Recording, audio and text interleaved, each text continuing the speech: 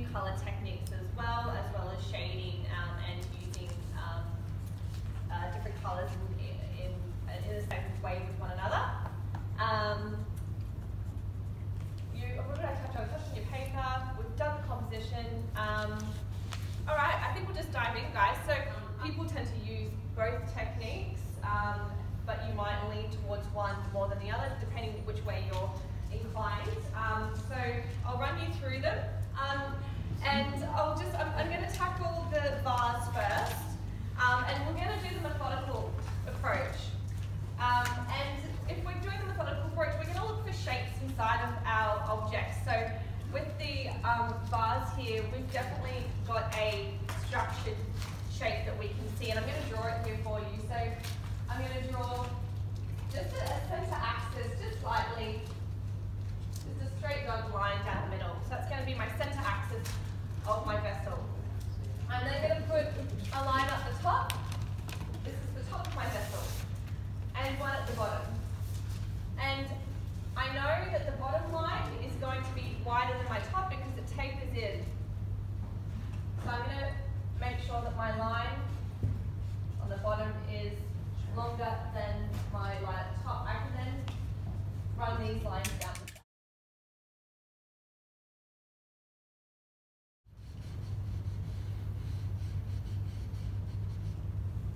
And I've got my handle there too. So I'm going to note how far down from the top the handle starts protruding out. I'm going to say it's about here. And then how far in it cuts.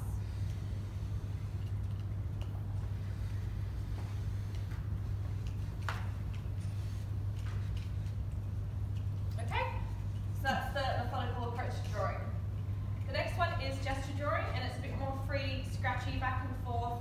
I'm not going to be too precious about the structured shape of it, but I'm just going to keep drawing over the top of my line work until I feel like the line is right.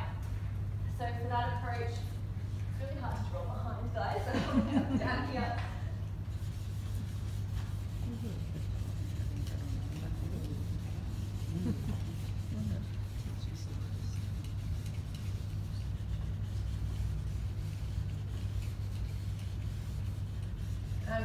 Just going to keep going over the top until I go, yep, I've nailed that shape.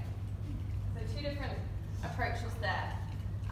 So just going to go around and do that for different elements on the board. You can see that we've, on the composition, sorry, you can see that we've got definite shapes in our vase, our oranges, which are a circular shape, which we can draw and then buff out from there. So we can just start with a really simple circle and then add its little organic shapes to it so that it's looking more like an orange, or they're actually tangelos, but we'll just call them oranges for the sake of it because I keep doing that. But I'm going to draw my orange in the foreground first, the one cut in half, and then I'm going to draw the one behind. And I'm just taking note, so to understand where the second orange is behind, I'm looking at whereabouts that bottom curve of the orange to draw that line should be based on how far it's coming up on the side of my orange here. And I might just kind of shape my orange a bit more to the angle that I've got here from the photo.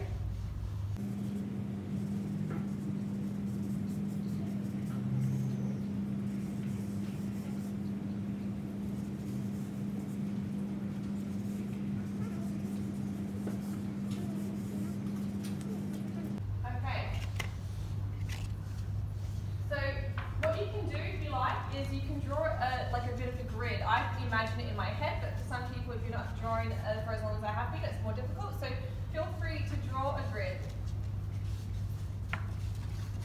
So you can see how far up your orange needs to be compared to the other one. Does that make sense?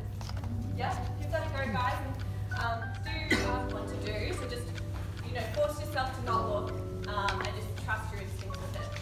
Do that without being forced to do a continuous line and not looking up your pencil.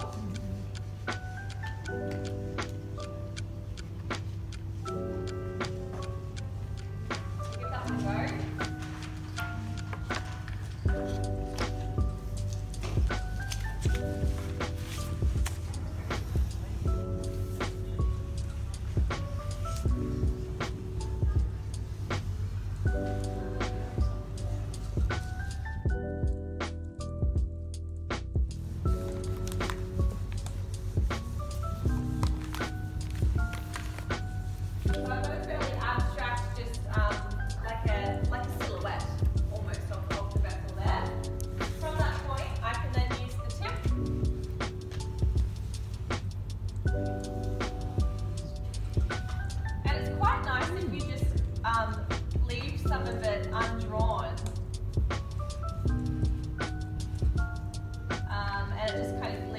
of a suggestion of the vase there. And you can then do this as well for the flowers.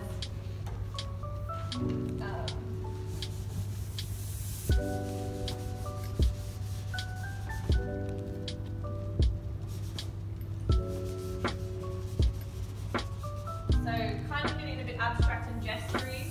I'm going to change up my colours a little bit.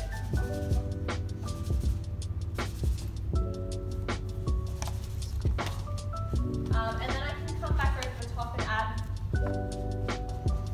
line work and detail in to convey those different flowers.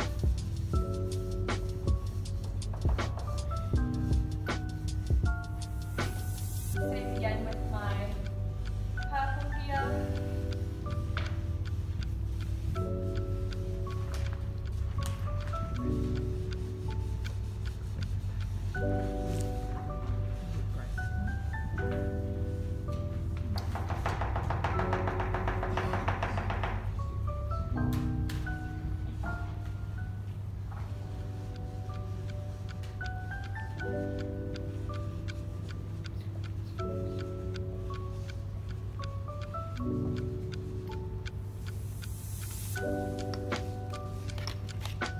And you can just get a bit creative. I haven't done anything overly distinctive. I've just done small gestures, but you get the gist. You can buff that out and carry that on.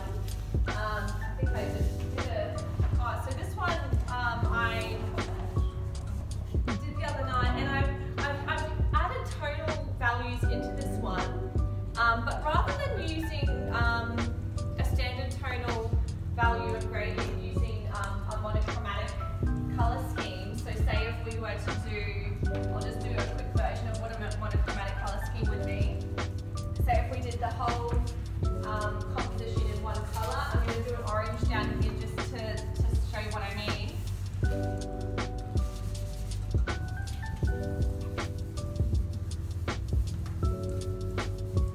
So I've just made like a kind of a mid-tone here. It's not white, it's not really dark blue, it's just a medium. And then I'm going to add my shadow in that I can see.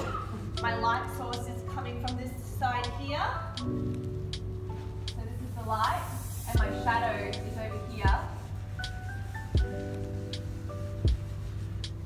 And I'm going to use my finger to blend.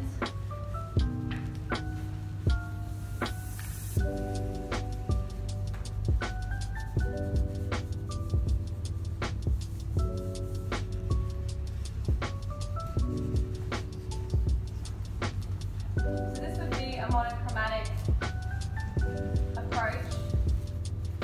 This one here, I've used colours to do the shadow, I guess. So in the vase, my medium tone is the green-blue colour, and then my shadow is under blue. And then I've done that again up here with some of the other ones as well. So there's two different approaches you can do there. It works best if you use 3 colours. So pick out, so if I was going to use this vase here as an example to do that, I've already got my green as my mid-tone there. I can add my blue in here for some shadows if my light source was on. Where my shadow would be. Very quickly for you guys. And then my highlight. I might do that. I don't know, it doesn't have to be exact. I might just want to use pink for my highlight. And I can see I've got some light hitting the edge there. I've got some light coming down here, and I might add a really big light streak there. And a bit at the top here as well. So just using 3 different colours, your obvious dark for your shadow, a mid-tone colour, and then a lighter colour for your highlight. Paper, and crop in to see what your composition might look like. Alternatively, for the visual age, you can also use your phone and crop it in, which is often a lot easier and what we tend to do. So